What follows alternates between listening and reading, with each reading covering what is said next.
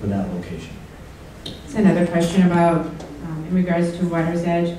As a resident of this area, can this highway be moved as far north as possible so that the impact on the community wouldn't be impacted as much?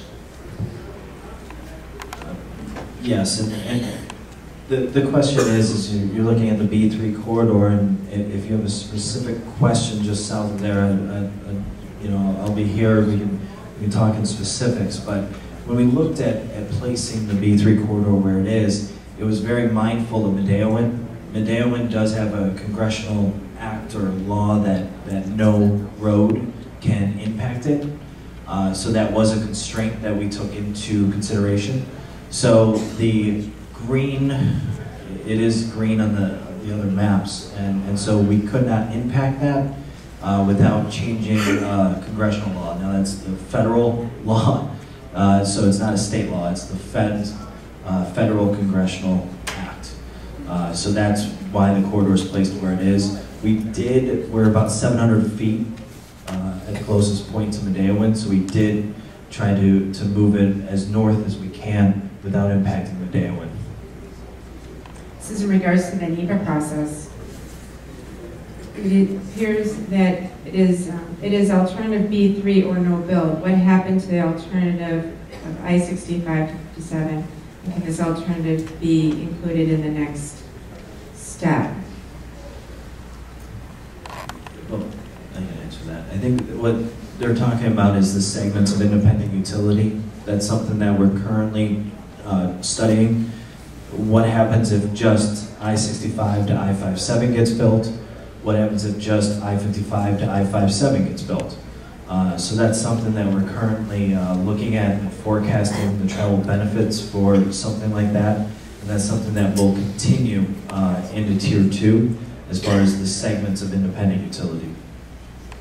This is a question in regards to Indiana's participation. If Indiana decides not to build, what happens to the project? It's we had a very similar question the opposite end last night in Indiana. What happens if Illinois doesn't decide to build it? Well, that's one of the things that we're looking at right now. Is where is the traffic? Where's the traffic going? Now that we're kind of looking and studying with more detail the B3 corridor, we are looking at those relationships. What happens if 41 to I-65 is the only thing that gets built? What happens if, you know, so we're looking at all those scenarios to find out if it's all or nothing as far as the travel benefits, and those we're currently detailing, so we do not have the answer for that right now. I do want to mention also that in Tier 2, as Steve mentioned before, just a kind of reminder that we will be doing a detailed financial plan at that point in time, so that before we do start to and move into any kind of construction, that we will have a high level of certainty that there will be a funding mechanism in place before either state tries to move forward, so that we don't get stuck in a situation where we can't afford to build the whole thing, or whatever is recommended as the segment of the utility that makes the most sense. This question is in regards to environmental versus social. What's more important? I guess it's more of a, not really a question, but what is more important, wildlife or human housing life? You know, what we're looking at is over 100 criteria. And we're doing the best we can to balance those needs, to balance the transportation needs with environmental impacts. There's really no good answer for that, and so we're trying the best we can to balance the socio-economic impacts with the environmental impacts. We do meet also with all the environmental agencies to make sure that we're getting good input from them, but at the same time we're also meeting with all the local elected officials, and then also with you, in the public, with the property owners that are there, so that we can fully weigh and get input from all of those. And like Steve said, there's no good way to put a weighting on any one of them specifically, but we do our best to make sure that we're hearing from all of those affected areas. And we do not put a weighting on any of them. we don't have any weighting on any of those 100 measures. What happens if a P3 partner does not come forward? Well, there's a number of different funding mechanisms. That is one option, which is a P3. There's other options, which is just regular state appropriations, state legislation, how we get really all our roads built. That is an option. Everything's an option right now as far as how to fund this or look at this. The detailed analysis, though, we are looking into Tier 2 to do that detailed analysis of the construction costs and how to finance this thing. These questions are in regards to timeframes. When will the final accurate location of the route be known? And what's going to happen next? And what's the time frame? Well, at the end of Tier 1, we hope to have a 2,000-foot corridor with a 400-foot working alignment. That 400-foot working alignment is what we feel is the least impact of alignment that we can manage within that 2,000-foot corridor. That we hope to have in greater detail at the hearing in May.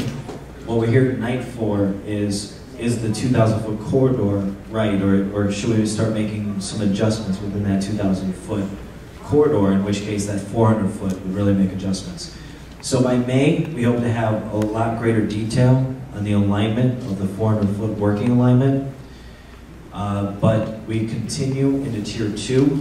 The reason why we have a 2,000-foot corridor at the end of Tier 1 is in Tier 2, we do field surveys. We go out there, delineate wetlands, look for endangered species, and so when we get those field survey data, we can make adjustments within that 400 feet, or within that 2,000-foot corridor, and so we may adjust that alignment. So it'll be a continuing process through the end of Tier 2, but at the end of Tier 1, we will have a pretty defined area of 2,000-foot corridor with a 400-foot working alignment. Next question. Sorry, to answer the question, when? So we're looking at May, the hearing. We're looking to wrap up Tier 1 at the end of 2012 and Tier 2 at 2014. So Tier 2 takes about 18 to 24 months. So we are looking at mid-2014 before we have a final answer on exactly where the alignment's going.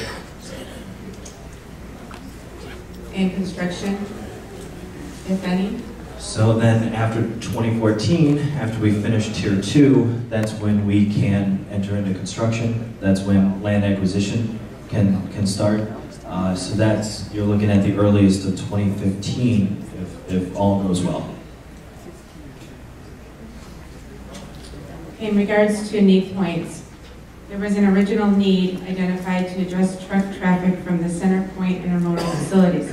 Since B3 does not connect with CenterPoint, will truck traffic use I-55 to access Illiana, or will most of the truck traffic travel via Route 53 to an interchange on Route 53?